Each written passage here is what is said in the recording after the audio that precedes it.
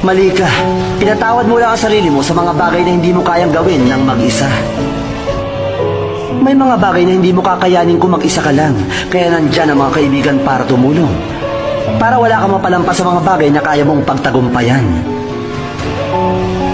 Kung gusto mong malaman kung sino ka talaga, tingnan mo muna mabuti ang iyong sarili. Tanggapin kung sino ka. Nabigo akong gawin yun. Nagsinungaling ako sa lahat. Nagsinungaling ako sa sarili ko at lumayo. Pareho lang tayo naghahangad ng katarungan.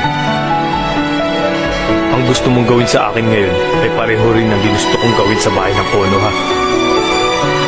Pare-pareho lang tayong lahat na nawalan at nasaktan. Iba-iba man ang nangyari, iisa lang ang sakit na nararamdaman natin. Nakikipaglaban ka para sa katarungan niyo.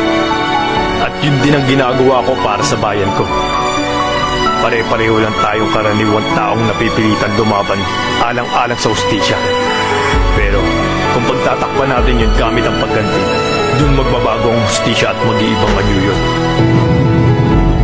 Dun na mabubuo ang pot.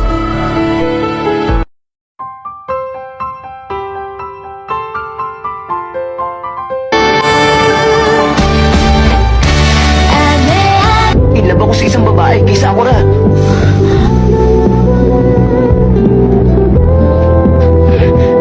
Kaya nga lang, ang masama nito, ako lang ang nagmamahal sa amin dalawa.